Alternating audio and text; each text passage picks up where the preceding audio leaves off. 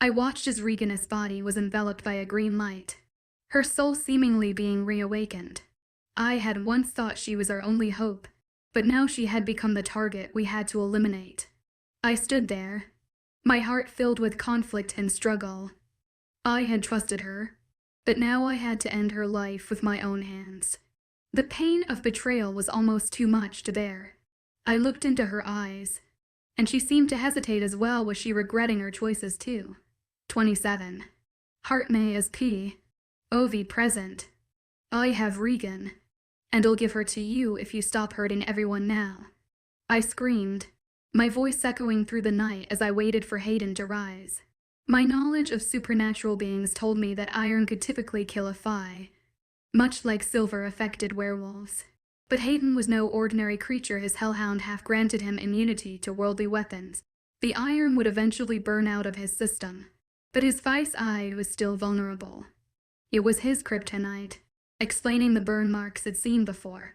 His dual nature allowed the hellhound part to help him survive, while the fae half suffered.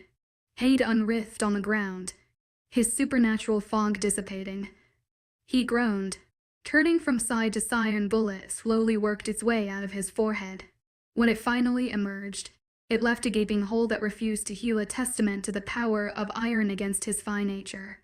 "You're lying," he snarled, his white, beady eyes piercing through the darkness, filled with a mixture of pain and fury. "If I was," I retorted, summoning all my bravery, "would I be here breaking down the castle and digging up Regan's grave?"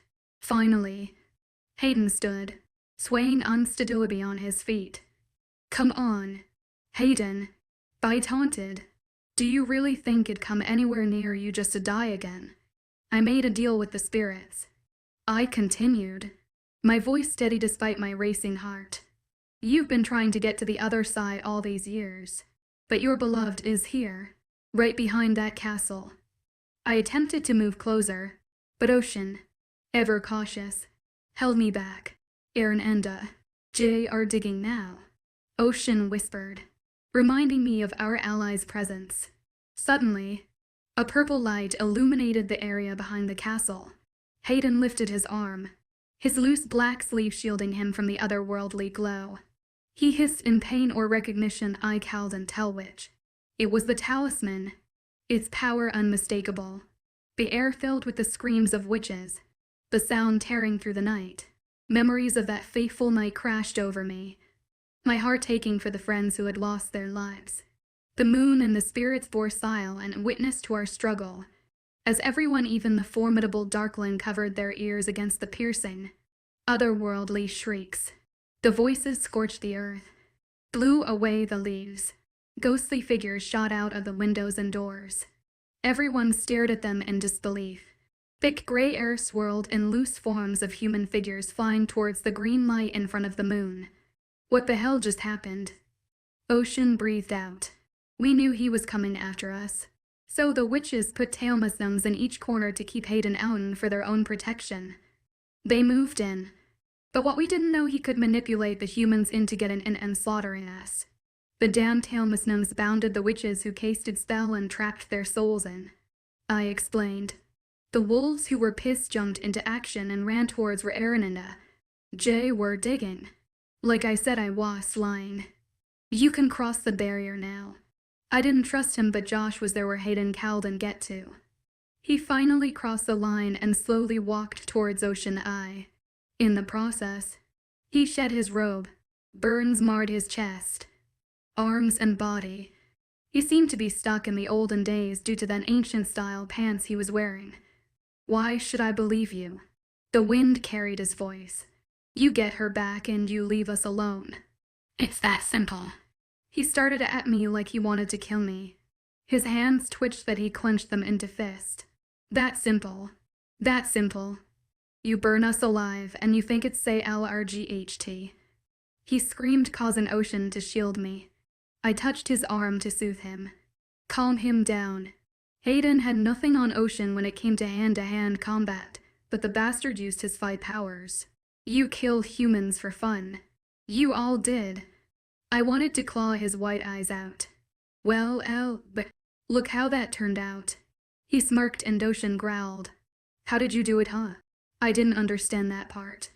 How the humans that they tortured sided with him. The smirk remained on his face. At first I threatened them. I would torture them if they didn't kill the witches and you. Taught them how to do it. Taught them your weakness. Silver for wolves. Burning the witches alive like they did to us. Iron for Fays and so much more. After that, they didn't need any more incentives. They did it themselves. I allowed their hate to fester and let them act on them. It took them 5 centuries to pull you purebloods down from all your thrones. But when it happened, it was the sweetest revenge. The air around his hand swirled. He was getting ready to attack us. Ocean and I immediately grabbed out guns. Something behind us exploded like a dynamite. A white circle of clouds rolled across the ground, expanding past our feet. That's Regan. Go ahead. There was no way I was going to turn my back on him. Surprised, he followed my eye line to find the now visible tomb. There was a body on flat stone top. His eyes grew bigger, the truth finally sinking in. He couldn't see the band of werewolves surrounding the tomb. Ocean motioned them to move away, behind the castle, and they complied in awe. Levi held on to the bright purple talisman in his pocket. It obscured the absurd light, but protected them. White light surrounded the tomb, crumpled by the smoke. The body from far away looked burnt and bloody, with charred black tendrils hanging off. Her head was half burnt, hair sticking out from different angles. A green light hovered over her before it suddenly seeped into her. She rose from the dead. Without clothes, body sat up on the flat surface. Regan. My eyes snapped to Ocean, who wore the same expression as mine. We were both astonished to hear the softness in his voice. This bastard truly cared for her. The boys emerged from the other side of the castle, jogged quickly towards the cars, but not before passing on the 2 talismans they managed to dig out. They all looked at me with new respect and awe. I earned their respect without my wolf. They bowed their head while my mate stood next to me. Fried oozed from his body. We pammed the talismans quickly in our pockets and made our way towards the 2 burned living bodies. They couldn't see us anymore. We needed the talisman to not just free the tortured souls, but for invisibility as well. They were the strongest talisman any witches had ever made. Ocean commanded them to return via his alpha link, and they complied without a backwards glance. I can't believe that you're real. He cupped her fleshy face. Hayden. Her voice was hoarse. She held on to his forearms. Ocean knew what to do. I didn't tell him about me facing Hayden because there was no way he would have ever let me, but other than that, he knew more or less everything. I took out my army knife from my boot and Ocean released his wolf claws. Just like they stuck us from behind. We sneaked up right behind them. We can be together now. Ocean ripped through Hayden's back and reached straight for his heart with his claws. My hatred for him encouraged me to stab Regan in the back. A woman I once considered trustworthy. The tip of the knife hit the heart. I curved around her half, burnt flesh, and plucked it out of her body. The lack of claws on my fingertips was all the incentive I needed to get my hand through the hole I made and rip her weak heart out.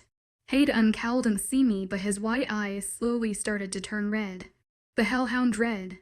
Ocean finally yanked out his heart. Their bodies slumped forward and over each other, limp and lifeless. I stared at Ocean, wondering what to do next when fiery veil opened behind me. Ocean dropped the heart, dragged me behind him. The fire was shaped like a door and it growled loudly. Flames reached out, forcing us to back up.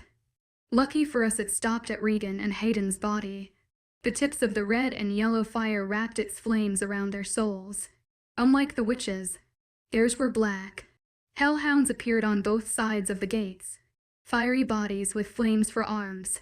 They captured the black souls with their fiery extensions and dragged them into the gates of hell. Hayden and Regan finally saw us. Their anger towards us was unmissable, but they screamed when the hellfire touched them. They weren't going to the other side. Hellhounds resided in purgatory, and that's where they were headed. With a flash, the door disappeared as quickly as it appeared. I held on to Ocean, waited for the next shoe to drop, but we were only greeted with absolute silence. Ocean's skin felt warm against mine, and I felt my body heating up significantly. That's it. he asked, but to my dismay, I was feeling lightheaded. The green light around me brightened and I couldn't keep my eyes open any longer. Naya. Noel. Abruptly, the green light consumed me, pulling me away from Ocean. Once again, 27.5 resurrection. Ocean's P. OV present Naya. I screamed. Her limp form frightened me once again. I couldn't lose her. She had fulfilled her destiny and her fate seemed final. No, I whispered. The green light up above formed a face. Lips, then eyes and a nose. Smokes of hair danced with the still air. Everything around me seemed to have stopped. My dear Ocean, you have succeeded in your destiny. Give her back. Give her back to me. I understood the Darkling's desperate attempts into getting the one he loved back. The only one person that made sense, or take me with her. I pulled her closer to my body. Flashes of the last time she nearly died assailed me. My child, you are mistaken. I am not here to take anyone away. The purgatory has been sealed. Their souls have been trapped for eternity, and my sister has severed the connection of the hellhounds to purgatory. There are no pathway to purgatory anymore. So I am here to return what I took for your mate. From one of the smoky tendrils, a shape began to form. A wolf. My mate's beautiful light gray wolf. It was in a solid form and I could see right through it. I couldn't believe in my wildest dreams I couldn't let her die. You guys were so close I couldn't let it go to vain. I couldn't let your sacrifice of staying away from her for so long go to waste. You deserve to be happy. So I didn't allow him to kill her this time. I severed her ties to the supernatural world. Hence I took her wolf away. Why? Because he can feel the veil thinning every time in mirror, beating you to memories. But he can't feel the veil if the connection is with a human, but I've eaten care of you to every time you were on the side of the veil. My connection with both of you is too strong even without her wolf. Therefore, the coma was really a coma. I took her out and showed her everything she needed to know without alerting the Darkling. In her previous lives, she was strong enough for the memories. She knows a lot now, so the information didn't kill her. She was able to survive the pressure without her wolf. You have a fighter for a mate. I knew that already. I was just stupid enough to ignore it. She was my life, my sole purpose of living. If she was alive, I didn't want to live myself. Thank you, my child, for everything you have done for the world. We apologize for inflicting you to such pain over the years. You will not get visions anymore. There is no need. You live your life. Be happy, my child.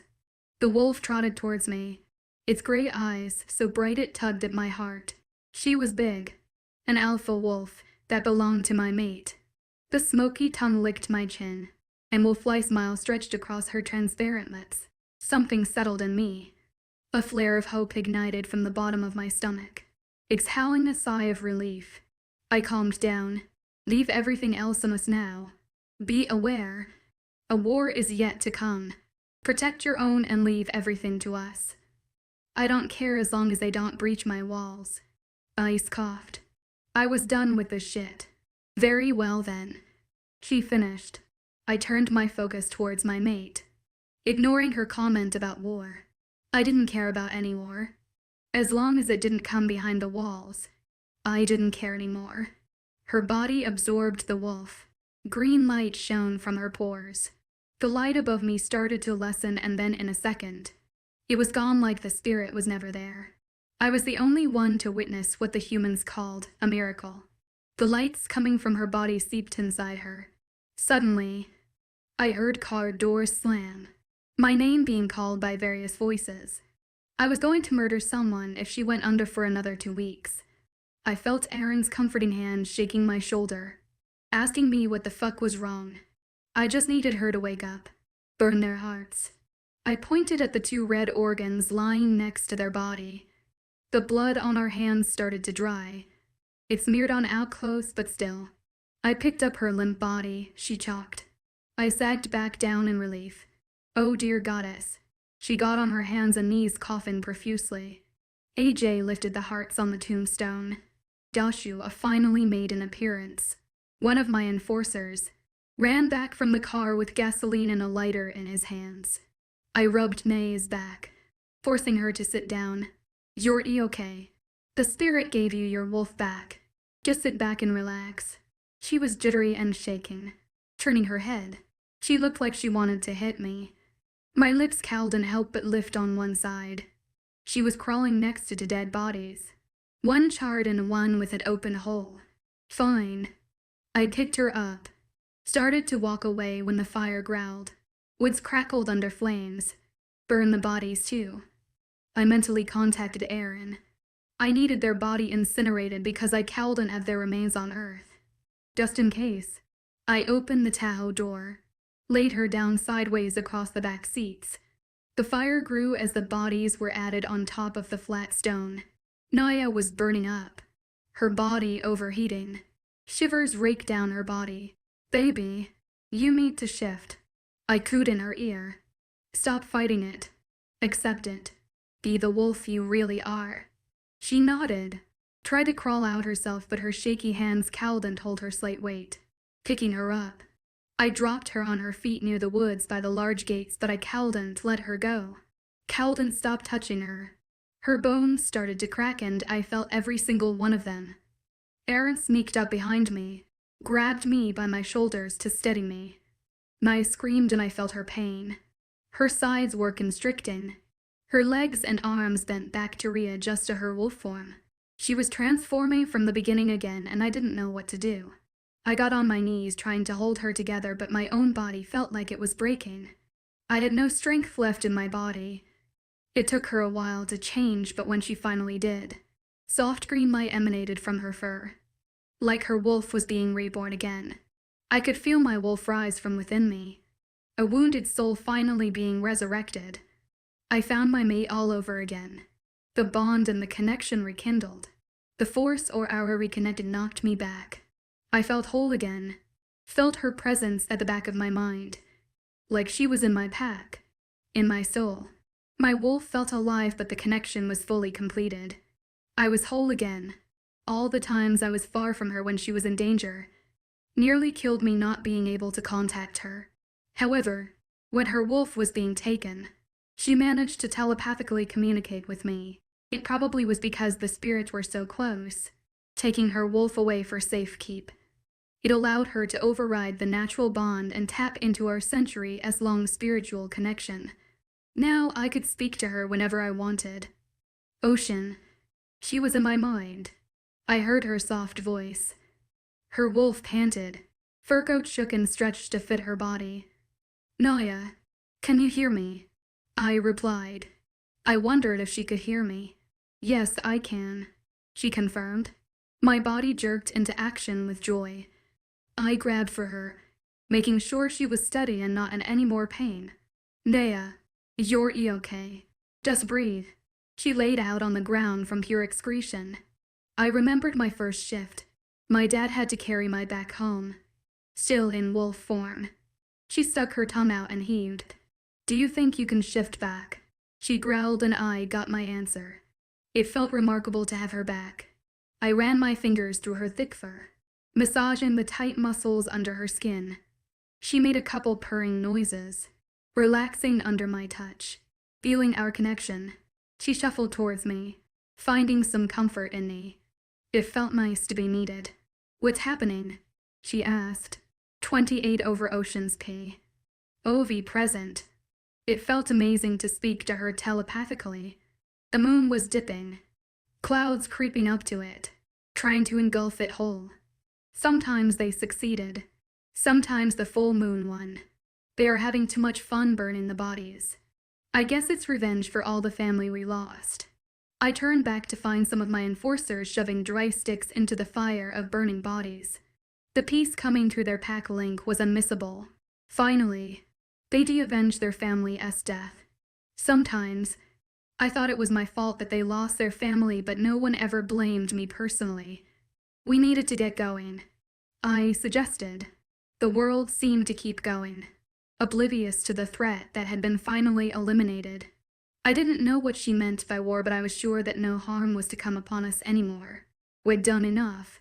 After half hour, After the bodies were incinerated and Naya was finally able to shift back, I covered her without clothes body with my clothes I had stashed in the back for emergencies. She felt highly uncomfortable, so I wrapped a thin blanket around her before my men came back and we made our journey back home. I tried to keep my lustful thoughts at bay, especially when I didn't even see her fully without clothes. She was turned, hiding away from me. I remembered in some of our past lives where we couldn't keep our hands off each other. Now, she was too uncomfortable to even look at me. It was understandable, but I wanted that to change fully. It was around 2 when we finally left the place. Naya was fully knocked out on my lap. Erin sat on her other side. Her breathing was even, our connection strong, and I finally felt whole again. Is it really over? Erin broke the silence in the car. We'd been driving for about 15 minutes, yes. I replied. Are we going to know how she knew about this and how the hell she got her wolf back? One of his arm was thrown over the backrest, the other on the windowsill. His body was vibrating with energy. It was finally over for him too. Looking down, I brushed back Naya's hair, allowing the connection of the mating pull to settle me. I started the story from the beginning. Everything I learned after she regained her consciousness. I told them about the spirits taking away Nay as wolf to feed her information without thinning the veil. I had to tell them about purgatory. Now that it's sealed, there's no way anyone supernatural or human could get inside and release them. Even hellhounds. There were no route or gateway to purgatory anymore. Then I owned a Zen. I carried on telling them about the witches being trapped in there because of the talismans and spells cast by them to protect themselves against the Darkling, but he threatened and manipulated the humans to kill them, including Naya and Diane. They were astonished to learn about the fact that the Darkling only wanted to kill us to get to Regan. Everyone else dying. The massacre of millions of supernatural and the murders of my pack members were just collateral damage. I almost wished that his death was so quick. I'm sure everyone wanted him to suffer, but as long as he was dead, it didn't matter. What mattered was that we lived and he died. Finally, when I told them about the Hellhound coming to get their black souls and the green light of the Earth Spirit, they remained stunned. Dude, I nearly yelled at Erin. You were right behind me, yes. We went back to the car as instructed. Then the fog thickened and then it disappeared. You were on the ground holding her. I didn't even see them die. His voice rose slightly but when widened my eyes at him in warning. He lowered his voice. Honestly, we weren't even gone that long. Maybe the spirits did the same thing as the one from our previous life. She stopped time to speak to only me because she was unconscious like the spirits spoke to Naya when Alina died. I told them that too. About how Alina sacrificed herself for us. I couldn't believe it and neither could the boys. She must have loved Naya and Doshin a lot to do so. Just like Joshua taking the bullet for me. Nonetheless, they finally had the whole truth. One thing that physically pained me again was when I had to recite about the fact that Naya was pregnant in one of our lives when we died. Even though I couldn't feel any emotions from my past lives unless I had those visions, it still hurt to know that we lost a child because of the Darkling. I curled my fingers into a fist that rested on my thigh and the other kept stroking Naya's hair, trying to soak in some comfort. They were surprised to learn that I was Anubis. A human thinks of as Yuts Egypt gods as mythical creatures despite the hieroglyph, but to us they were our ancestors. From behind the wheels, AJ let out a whistle of surprise. I knew about being Anubis but never told anyone because of my uncertainty. When Naya confirmed my theory, it made sense about the lavish visions I had about us. The road kept going and when then the dark sky started to give away to light, I finished by telling them about Naya's plan. She made a deal with the spirits to keep Regan Ness soul outside of purgatory, in a separate limbo like they did for us, but it was still too risky. Hayden could have easily reached her. Luckily, that didn't happen. However, I did feel sick to my stomach to learn about the souls of the witches being trapped in a castle for thousands of years. Witches who casted the spell to keep Regan's body alive for her soul to return hid away the castle and tempt my talismans. Finally, their suffering came to an end too. The boys were shocked by the plan Queen Naya had created. It was a dangerous plan but a successful one. To bring back Regan, distract him and use the powerful talismans to cloak ourselves and kill them. If Regan lost there, he wouldn't have been vulnerable and we wouldn't have been able to ambush him. Aaron was slightly annoyed that I didn't trust him, but the plan worked perfectly. He was my right-hand man and was secretly grooming him to take over my post when or if I died. He said, as long as you aren't going to die in this life, I'm fine with that. I appreciated it. Not to mention I can relax now. What do you mean? I frowned. You grooming me to become the next Alpha just in case you died. He huffed, and Levi shifted uncomfortably. At one point in our youth, they would have scoffed or openly spoke their mind, but after I became the Alpha, our friendship strained. Unlike Aaron, we became brothers. So you picked up on that? I nodded. If I hadn't, you wouldn't have trusted my intellect to leave the pack to me. He made a sound similar to Few. He was right. I wouldn't have left the pack to him if he was smart enough to take good care of it. Especially when he took such good care of the pack when I was out when Naya was in coma. Sighing, I relaxed back into my seat, watched the skylight, and as the forest ended and the countryside started with huge farmlands, the city skyscrapers looked tiny far in the horizon. The greater the distance became from the car and the Tiskin castle, the lighter the sky seemed to get. Soon, the sun peeked up from the side of where Aaron was sitting. He was half asleep with his head lolled to one side. The car behind us came into view in the rearview mirror. Lee was in the car behind us. Joshua's gun with Ayed. It won't kill her, but it will surely incapacitate her for a long time. It let Jay deal with her, even if it meant he might kill her. Jay swept while his best friend died right in front of him, and Lee was the main reason for it. A cruel side of me cowed and waited to see what he would do to her. Joshua was in a way, Maya's right-hand guy, someone she could blindly trust. Like Macy, but she still didn't tell either of them the plan. She trusted only me. Granted, it was because we were mates and had nothing to do with her choosing to confide in me, but I wanted that to change. I wanted her to come to me instead of Macy. I wanted to be her everything. Like she was mine. I stroked my mate's hair as the jasmine scent engulfed me. When the calm settled in, the bizarre events played on a loop in my head. I met the fucking Earth Spirit. We carved out to hearts like animals, and no matter how many bottles of water we used to wash them, still some red stain remained.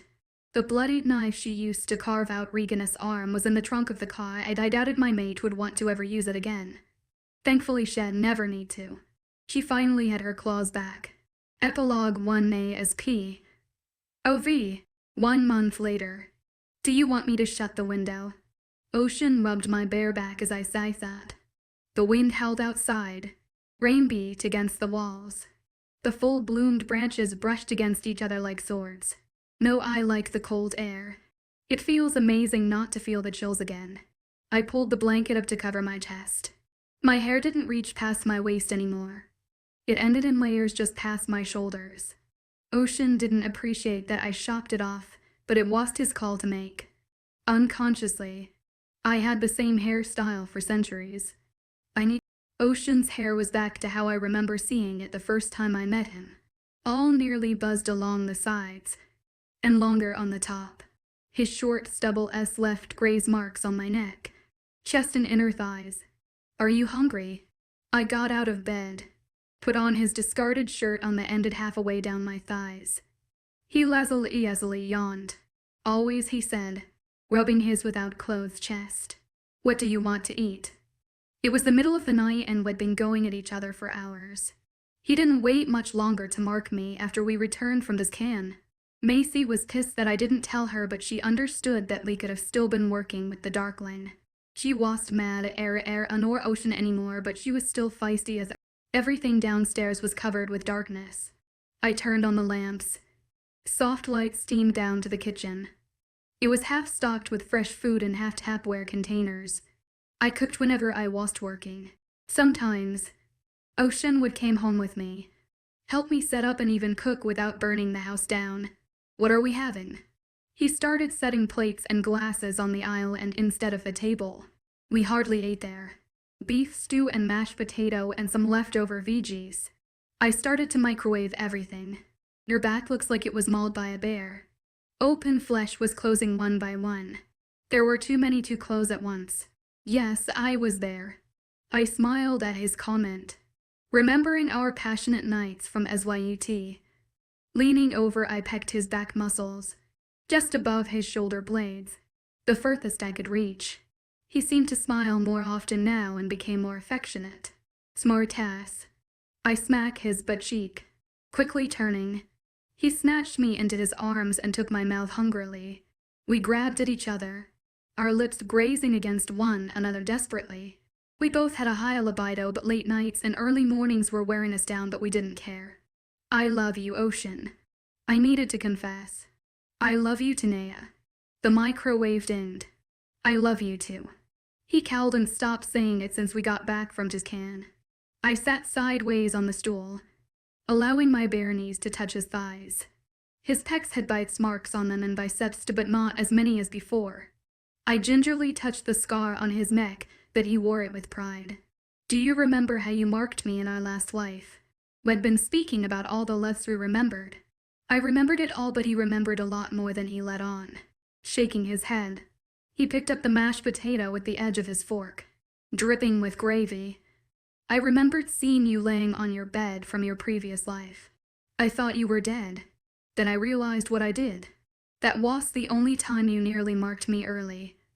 I taunted him. He was a quiet person and loved listening to our stories from previous lives. His eyes widened. The tilt of his chin allowed me to carry on. In SYUT. His lips lifted to one side and nodded. You married me under the ancient laws when I was only 15 and you were 18. Wow, that young. People married when they were young back in the day. I was 25 when we died. 10 full years.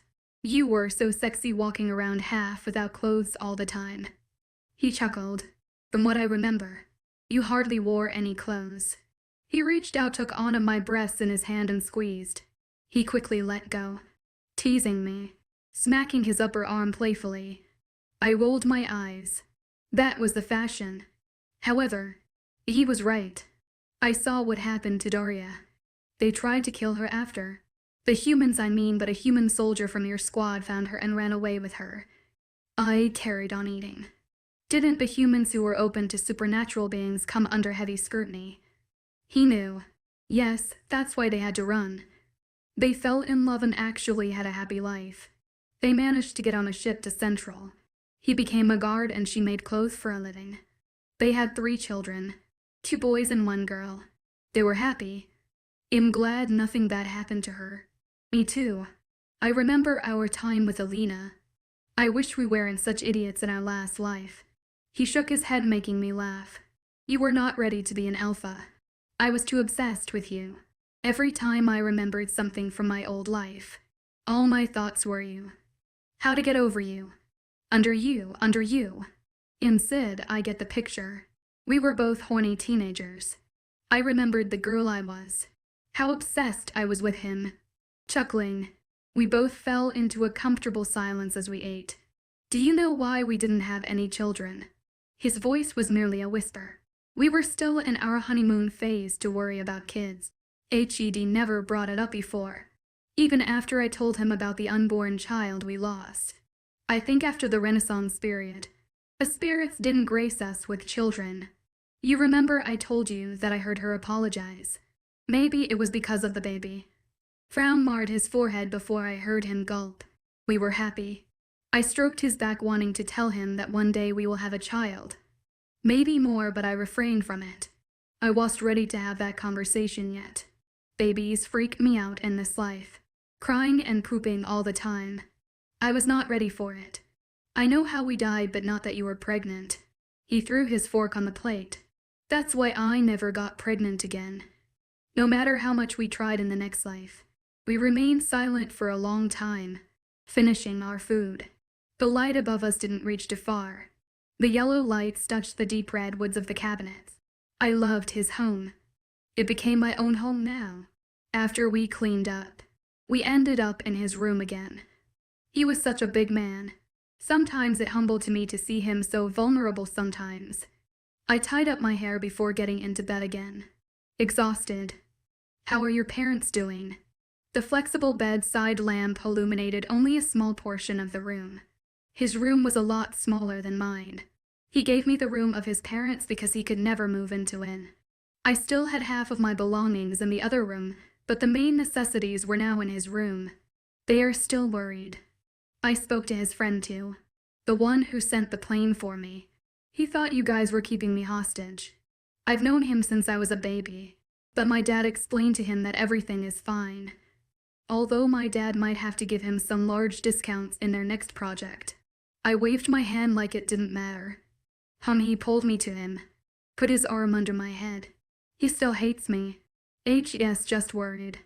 I didn't want my dad hating Ocean because I would always pick Ocean. He hummed, rubbing his cheek. Did he punch you? I sat up, uncaring of my see-through t-shirt. Yeah, when you ended up in clinic. At least he had the decency to do it when no one was around. He pulled me back in his arms. You shouldn't have let him. Oh goddess. I stroked his face gently, smiling. He pushed his bottom lip out and shrugged. I wanted to do it myself. He sighed. It was your fault. Baby. I didn't say anything to that. I knew that he still blamed himself for not telling me, but if he had, the spirits wouldn't have had the chance to sacrifice my wolf and return all the memories to me. The things I needed. He reached over me to turn off the light, then settled back into our normal position. We listened to the storm brewing outside, wondering what was happening past the walls. Darkwood was ours. No harm was to come to this place. The spirits had promised us that. I think Core in Moss was the hardest life we ever lived. I remember before we went on the run. I used to teach how to make pottery. Sold many of mine too. You were a money changer. I felt the ghost of his smile on my shoulder. I remember. You were always so damn smart. He paused. But it all went downhill when Arius decided to seek out all Werewolf because one of the Alpha decided to disrespect him. Who the hell decides to disrespect the king? He scoffed. Azarius had the power to call upon rain and thunder whenever he wished to. I don't know why an alpha werewolf thought he could take on a water spirit creature. Granted, the Darkling was there, provoking Azarius against us, but I swear, if I was the alpha, you wouldn't have disrespected him. I knew that. He was a hot-headed, reckless alpha. He was a leader, not a dictator. His hands ran over my curves. I'm so happy you're back to normal. I remember how skinny you were in Corin Moss. Going days without food. Living like we were nothing. It never felt such shame, no. I turned in his arms, desperately trying to ease his pain. That was the only time I remember seeing him cry. They had broken his soul, taken away his self-worth. I know how I felt then. I still loved you. Yes, I remember. The storm subsided. I could practically imagine the water droplets slide off the leaves and drop in the small muddy puddles on the ground, dimpling the surface. It felt revitalizing to experience my heightened senses again. His breath on my shoulder comforted me. Soft snoring lulled me to sleep. I couldn't imagine my life without him. I've lost him too many times and the pain crippled me. I wanted to savour him. Children could come later. Much later, but right now I wanted him all to myself. I kissed his chest. The coarse sprinkle of hairs ticked my nose. We were finally happy. Finally together, and I was going to let anything come between us. Epilogue to 3 months later, nay, as POV. Ryan's house, or office, as he liked to call it, was near the mountains. By the lake. There was a cell tower near the human civilization that gave him a clear line for communications. He'd been accustomed to use hardly any social media. Hence, I didn't even have the urge to even check anything when my phone received a full signal. We have 14 new shipments ready for delivery, but the damn people I do business with knows we don't have many connections, so they lowered the purchase price. He banged his phone on the table. Do you have other companies around here? I wondered. He handed me the yellow pages, and I flipped through them to find a couple of competing companies and did some research on the computer. Ryan was the sole businessman in this whole pack. I understood that Ocean didn't want to endanger anyone else. Ryan's life was always in danger every time he went outside the walls before, but it's not the same anymore. I was sure more people would be interested in this and take the burden off him. It took me about an hour to jot down details about their business management, their purchasing prices. Picking up the phone, I called each and one of them, arranging a meeting with nearly every one of them. I was open to travel out and do the meeting myself, on my own. We hadn't had a single hunter attack in months. I wanted to get out there in the city for even just a day. How the hell did you manage to do that? Ryan sat there in awe. I knew he was a tremendous businessman, but they lost a lot of business because they weren't allowed to visit those warehouses. I'm going to go meet them. Solidify the deal. I was sat across from his desk. I didn't have my own office yet because I liked working outside in the sun, by the lake among serenity. Ocean said he placed an order for a mahogany desk, but I didn't care much for an elaborate design. You aren't allowed, he stated as a matter of fact. We will be. We haven't had any attacks in months. The guy who was after us is dead, and I think we deserve to live as freely as we can. I know people still will be skeptical, and I also know we are doing exceptionally well, but have you seen these? I showed him the hand-carved lion designs with rays of May etched into the wood. This could sell for twice as much as those leeches are offering you. No hunter attacks. Means no need for hundreds of enforcers. We can build another workshop and make more and sell for more. True, but let's not get ahead of ourselves. He leaned back in his chair. No, let's start small. Find more than 5 companies we can create a relationship with. We have amazing craftsmen. Trust me, after they see what we have, your current company would weep for their losses. I smiled, but my optimism didn't reach him. Sweetheart, you go ahead and make those new connections. I've lost hope, but with the Darkling gone, maybe we can finally live more freely. He paused, getting up on his feet from his black revolving leather chair and headed towards the open window that hosted the most spectacular view. It reminded me of one of Lorenzo's painting of the valley near Verdi CCI. My eyes diverted towards the photo on his table. It stood out from his sophisticated room filled with dark wood furniture. The simple square frame was badly brushed with chipped yellow paint. Bright pink and red flowers with green leaves. It was done by his daughter in the frame. She inherited Ryan's bright blonde hair and her mother's deep green eyes. Where's your family?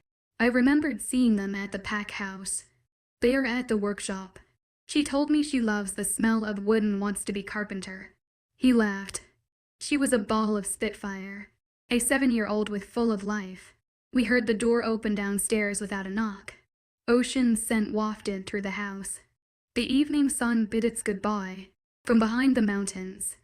Picking up my laptop and diary planner, I put them back in my bag, ready to head home. Ocean smelled like gunpowder. An annoyed frown was etched on his forehead when he walked in through the door. Ocean, guess who just expanded our business? When he looked at me, the wrinkle on the bridge of his nose vanished. Pride oozed from his straight shoulders. I would have to meet them face to face to finalize the deal. He just stood there, the frown back on his face. He hummed, thinking something through. Then he walked over to me slowly, placed a kiss on my temple. I'll come with you. Ryan was as surprised as I was at Ocean's lack of disagreement, but he met the spirit who made him a promise. Are you sure? Yes, he confirmed. Ryan, your hair gets grayer every time I see you. I didn't know if he was joking or being serious because it was true. Ryan chuckled. Dealing with the humans would do that to you. Well, Bevel Witch, well, I have an expert now. Maybe give you some time off. I can take over for a while. My men are getting bored now. No more weekly attack. No more patrolling. They're getting restless. Ryan's surprised gaze returned to me. Ocean told me about the lack of activity, and I knew he wanted to add more of his men into different sectors to keep them busy. I think that would be great. Spend time with the family. He seemed happy. Family is important. Yes, he put his hand on my back. It is. I felt his love throughout connection, and that simple touch meant more than words. Ocean brought the SUV, and though I was capable of walking all the way, he even carried my bed out of the house and into the car, like a true gentleman. His muscles twitched under the short black sleeves of his shirt when he controlled the steering wheel. I was practically drooling with my mouth open. The car jumped, but he remained unfazed. A knowing smile crept up to his mouth. His other hand lifted. Knuckles brushed over his lips, trying to hide it. I squirmed in my seat, turned on beyond my mind. RGH. I pouted. The sky above was darkening. Heat outside lowered while it increased inside the car. I rubbed my mark, taunting him. He could feel it on his mark. Suddenly he pulled over under a tree with low branches, cramped with big leaves. The twigs scratched against the glass. Leaves swished over the metal.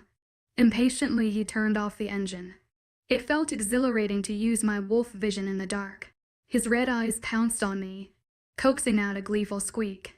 I lowered my backrest and managed to crawl over to the back seat. I tore off his T-shirt with my nails and bit his chest. He chuckled at my eagerness and hissed the minute I sunk my K9s into his bicep muscles, drawing blood. He fisted my hair at the nape of my neck and yanked hard. I salivated in his strength and dominance. Pushing him back, I climbed over him, decided to take off his belt and jeans instead of ripping them apart. Our ride back to our house was interesting, and we decided to take the day off because neither of us could or wanted to walk again. I thought we weren't doing anything today, I complained. Ocean had reduced the border petrol and took the weekend off to spend uninterrupted time with me. I told you, I want you to introduce you to some people. We'd been walking for miles, and he even took me by the waterfalls he told me about. It was absolutely beautiful. The algae on the mountain walls surrounding the area turned the water green, which flowed down the rocky steps to meet the lake. We climbed up to the top, and I marveled at the beauty that stretched before us. The treetops hid the houses apart from the pack house. Wolves and people walked freely together. Ocean said it was the first time he allowed his pack to travel in wolf form in daylight, but they were still not allowed to go past the walls, even if it was just the woods. We passed the mountain and followed the lake for miles. We have to cross back over, he told me, pointing at the boating dock. Then why did we cross over in the first place? I complained. Because I wanted you to see the damn waterfall. He shook his head. I am tired. I slept for only 5 hours. 5 hours. I spread out my fingers in front of his face. You're the one who didn't let me sleep last night. He spoke through our link. I rolled my eyes. You didn't have to fuck me all night after. A smirk stretched across his lips. It was my pleasure. I know. I was there. It felt amazing speaking to someone through Pack Link. He tapped my butt while I was getting on the boat, starting the engine. He guided it to the other side.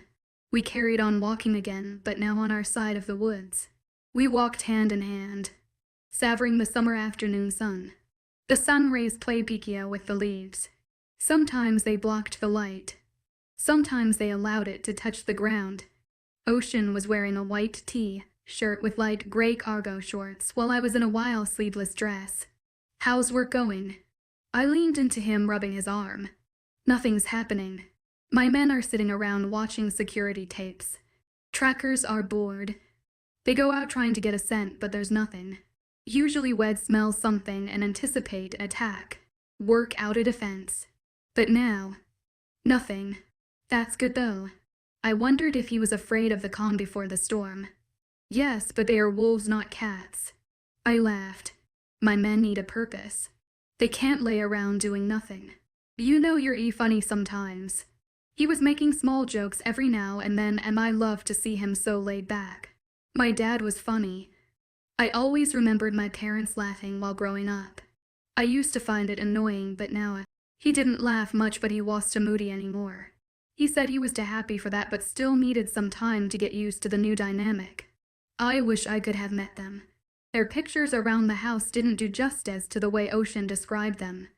That's where I'm taking you. I gaped at him while he nodded, guided me through the trees. Headstones filled the clearing when we finally emerged. There must have been about one of them, or maybe more. The two large ones at the far end caught my eyes. Alpha Anthony Devereaux, loving father, husband and a fierce leader. Female Alpha and Aria Exor, loving mother, wife and a generous leader. Your mother was from Southwestern. No wonder he was tanned like me. They also had exotic names. Like my mother. Latin America. Central South, but yes. I should have brought you to meet them earlier, but we did have a darkling chasing our ass. I smiled. Central America, what would they say if they were alive? I wondered. My mother would always boast about how her daughter, in-law, is extremely smart and pretty. I beamed. And my dad would be proud of you. Of your loyalty and bravery. We stood there in silence for a long time, staring at their headstones as he told me sweet stories about them. He after introduced me to Samuel O'Shea, loving son, loyal protector, and the great warrior. He introduced me each one of his fallen members. The ones with little gravestones tugged at my heart. The young innocent lives that were lost because of a crazy hybrid. He also saw Josh's father, Tombstone. According to Ocean, he was a kind man, and Josh's mother was a sweet lady, unlike the one I met when I went to visit her with Josh and Macy. We ended up at the pack house by dinner. His whole team was dying with boredom. They still couldn't believe what they had seen back at his can. So, I hear that you two got married. AJ asked. The humankind. Yes, we did. Well, I got ordained online. We mailed for our marriage certificate and changed my last name. I explained. The mayor knew Ocean personally, and when he gave him a call, he made sure that we didn't have to go down to the city hall. Why she wanted to take his last. Chesney a differ oh now not Cato. Macy explained, biting into her filet burger. Is that a big deal? Levi wondered out loud. In human world. Yes, I wanted to take his last name. It's like a husband and wife thing. I bumped my shoulder with Ocean's and I immediately regretted it. He was about to bite down on his burger, but the nudge, spearing the ketchup across his cheeks. He narrowed his eyes at me while everyone on the table laughed. I rolled my eyes at his antics. Leaning over, I wiped his cheeks with a napkin and placed a quick peck on his lips before returning my attention to food. My back hit the mattress and it was still light out. I was ready for a long nap. A couple of blue orchids with purple veins sat on the desk by the window. They were my favorite kind in the world, and he managed to surprise me. He finally drew the blinds and joined me after calling Aaron for any updates. Even though it was his day off, he still couldn't relax. Not because HES an alpha, but because HES a workaholic. Thank you for taking me with you. He spooned me from behind, holding me tightly in his arms. I think it's time. He spoke after a comfortable silence. Time to move and build our own place. I heard the pain in his voice. Time to let my parents go. I love this house. I really did. It didn't have marble halls of my dad's house or as YUT pillars from our previous life, but this was home. But we're in the room where I grew up in. I think it's time for me to let go. We can expand on it or do something else, but I don't want to move from here. Your parents built a happy house here, and it's going to be me and you for a long time before we start having kids, so we can either move into the big room, which is enough for the both of us, or we can expand this room. I suggested. He thought about it for a while, and just before I was about to fall asleep he nodded. Okay, well, move into the bigger room, but we can expand that. Add a couple of other bedrooms. More rooms. Why, I stilled. I was never the type to dream about being a perfect wife with kids, but once I was taken back to my past lives, I physically left how Naya in Renaissance's period felt. She was pregnant and in love with her Ocean. And so, it was beautiful to witness and experience. My chest expanded from all the emotions I felt for the man in my arms. He was everything to me, and I was not ashamed to admit it. Because for him, I was his life. Yeah, for future.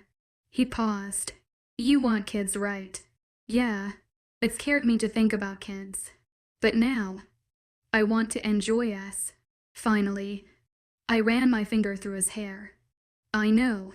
We have years to think about kids, but I really want to expand the house. Add 2 more bedrooms. Bathroom. Expand the living and dining downstairs, including the kitchen. It'll give you your own walk-in closet. He chuckled. I don't need a closet. I need you. I stroked his forearm. You have me. Forever. He paused, whispering softly. Finally, I smiled, knowing he was right. We'd been together since the beginning of time and would always be together. no matter what. Epilogue. And 10 years later, the thunderstorm roared outside. Lightning struck the ground every minute. The lights were out, and instead of turning on the generator, I lit multiple candles in the cozy lounge. Ocean wanted to open plans, like my parents' house, but once I convinced him that I don't need the big mansion, just something comfortable and something that is ours. Ocean and I both worked on the house together with the builders, and it was a beautiful experience. Darkwood became my home after we killed the Darkling.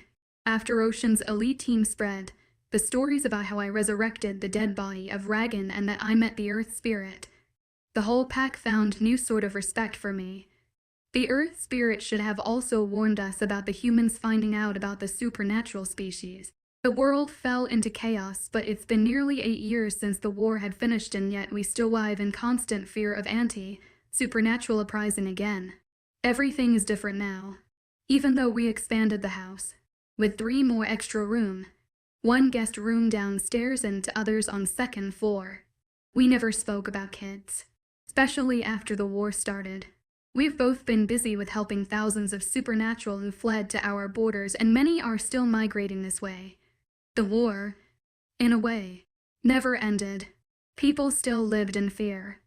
I honestly didn't want to bring a child into this world who would have to live in constant fear that we do. That's not a way to live. But now, I was waiting for Ocean to come home so we could finally talk about it. He was at the river border, trying to figure out ways to expand past the borders and near the mountains. The rain didn't stop settlers from coming in, and neither did it stop Ocean and his men from doing their work. Most of the times, I was dealing with human governors and businessmen, so our work took us in different direction and it sucked. We only had the evening and night to ourselves, but at the time of war, the only time we saw each other was for work. As an alpha, I didn't even think about being intimate with him. It was our duty to protect our pack, but now, it was different. Another strike of thunder shook me out of my thoughts. Taking a sip of my green tea, I mentally contacted Ocean. "Sweetheart, are you done yet?" His answer was instant. Dean ever blocked me out. Never tried to hide anything from me ever again.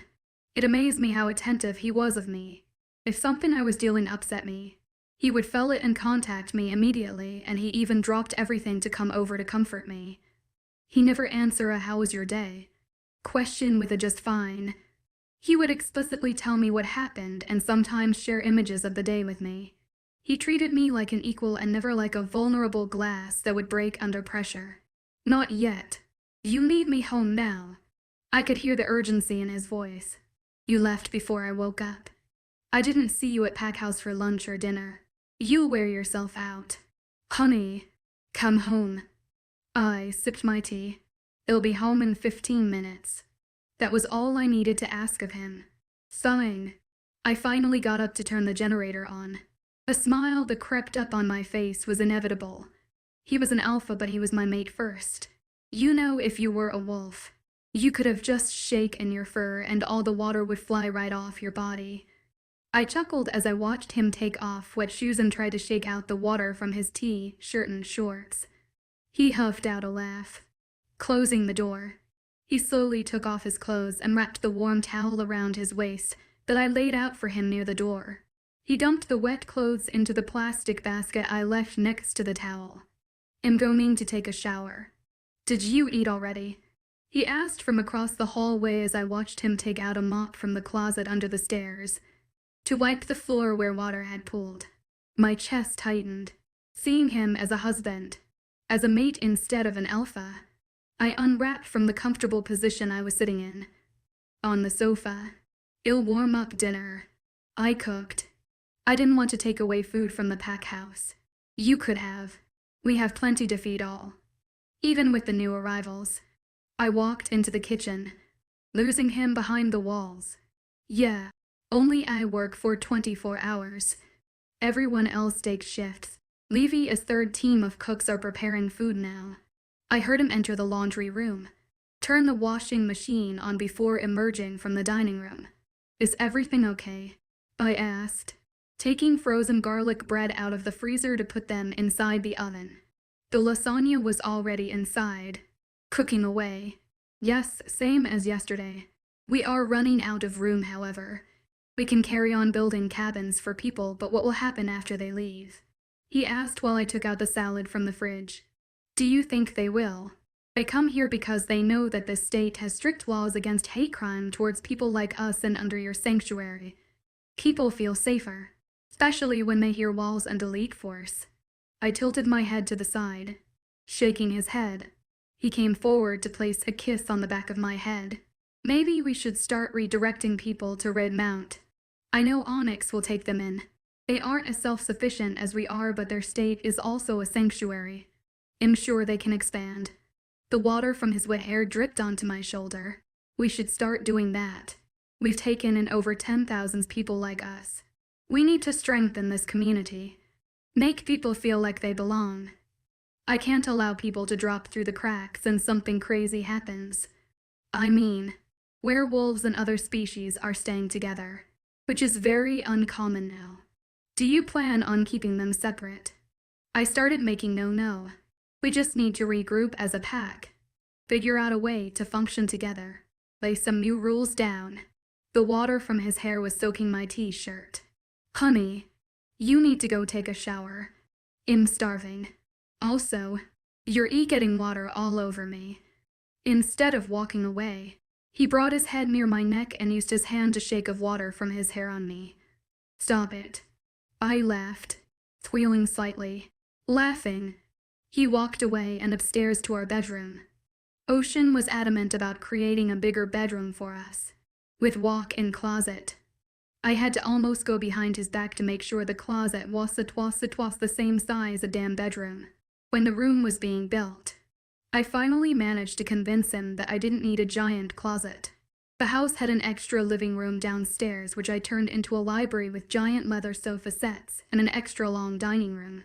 The kitchen was twice the size now, with a much bigger aisle and which extended into an informal dining area. The two new rooms were directly above the library and the dining room, giving us much more space and a balcony and Ocean's old room and in place. It didn't take him long to finish and join me for dinner. For more pack houses were built around the estate that we now owned. 3 hidden among the trees, and the middle was always the main one. Ocean was thinking about building more cabins, but I recommended that he added more houses like that. Turn them into hostels, so not only would it be cheaper and the plumbing would be easier. As the alpha of his pack, he can decide whatever he wanted to do and enforce any rules he wanted, but that didn't stop him from discussing even minor decisions with me before implementing them. It humbled me that he saw me as his equal, and when he was absent or dealing with something else, he would just leave his pack's problems with me like it wasn't a big deal. I never fumbled. I was trained to be an alpha, and it felt good to act like one, to have such responsibilities. I loved everything about being his mate and alpha female. I loved everything about he treated me. He was someone who I never thought I would have before I met him. Now, after all these years, I couldn't imagine my life without him. After dinner, Ocean sent me up to bed telling me he would clean up, and as I waited for him to join me, I prepared myself to tell him the news. I didn't know how he would receive it, but deep down, I knew he would accept it. Even so, I was terrified. I didn't even know how it happened. I never missed my pills. After a while, I heard the lights being turned off and then the generator. Slowly, the lights from downstairs disappeared when he turned the candles off, but the ones I lit in the room was still on, and one at the top of the stairs. The orange lights from the candles softly lit his figure when he came in through the doors, closing it behind him. I lost my breath for a second, from the fear of what I was about to tell him. I need to tell you something. I patted the space next to me legs. Something serious. I saw the serious shift in his demeanor. The glimmering lights danced around on his tan skin. Leaning forward, I planted my palm on his face, loving the feel of his stubble less. I didn't know how to break the news, so I decided to rip off the band-aid. I'm pregnant. The air around us stopped. He paused, maybe even stopped breathing. There were no expression on his face for nearly a minute. My heart pounded in my chest. I heard the blood rush to my ears. It was the right time. Okay, look. I don't know how it happened. I never missed my pills. I paused. Wait, it's actually your fault. His face suddenly transformed, a barely minimum tilt to his lips. I leaned back, dropping my hand from his face. You and your super sperm got me pregnant. I was supposed to get pregnant. We didn't plan this. You know what? If you kept your damn penis to yourself, this wouldn't have happened. I was panicking suddenly, flailing my arms around. But you like my penis. He crunched his eyebrows together, but the smile on his face got bigger. That's not. I was surprised by his calmness. That's not the point. Why didn't you tell me before? Did you already take the pregnancy test already? He moved forward. His hand absently rubbed my knee. Wait, you're not freaking out. Wait, what? I was so confused. You could have told me before you took the test. I would have liked to be there. His voice was tender, so soft. It soothed my heart. I breathed out a sigh of relief. I took one. Macy stole a couple from AD's clinic. I sat up, leaned towards him. He smiled this time. You're not mad. Or freaked out. No, of course not. Why would I? You do know you're my mate, right? Not a one-night stand. I rolled my eyes, picking up a pillow. I whacked it against his body, but we never talked about it. He took my hands in his and kissed the back of them. We've both put the pack first. We've both chose to halt our lives for them. We've been through a lot. I think it's time now. We should start redirecting the new ones to Jay's, on excess pack now. We are at full capacity. We should slow down a bit now. Maybe get Aaron to step up sometimes. He was putting us first. Again. Always. Without even asking. My chest expanded. You'd like that very much. Good. From now on. Anything happens, you tell me first. Not Macy. He was dead serious. Sometimes Aaron and Ocean got annoyed at close Macy and I were. By default. When we gossiped, Ocean and Aaron's business was shared, which they didn't want each other to know. Girls share. Deal with it. I don't want her to know how I do. Or how good I am in bed. Neither do I want to know how Aaron has a bondage fetish. He shivered. I laughed out loud so hard. I cowled and help it. I'm sorry. I know www. Okay. I promise. I will try to limit them, but you have to understand that we've been sharing since we were babies. I know. RGH. He got into bed with me, pulling me down into his arms. After some laughter, we both settled down. His hand was on my stomach and he cowled and stopped rubbing it. Thank you for not freaking out. I know we never spoke about it, but I want a baby with you. I want a baby with your eyes. I want a family with you, Naya. It's time. We've suffered for centuries. It's our time to have what we couldn't. I'm not freaked out because I want a baby with you. I was just waiting for you to be ready. I'm ecstatic, Naya. I'm really happy. I didn't say anything after that. It was perfect. That's all I needed from him. Macy already have to, and by what she tells me, Aaron could go for a football team, but the only way Macy would have another one is when science found a way to push a baby out of Aaron's penis. I nearly laughed out loud thinking about it. What I loved about Ocean was that we were always on the same page. I was grateful for that. He always found a way to put me first. It was humbling.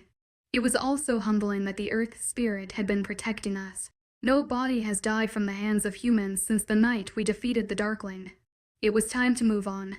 It was time to build the future that we both dreamed of. Thank you for tuning in. If you enjoyed this episode of the story, please give it a like. And don't forget to subscribe to get notifications for updates.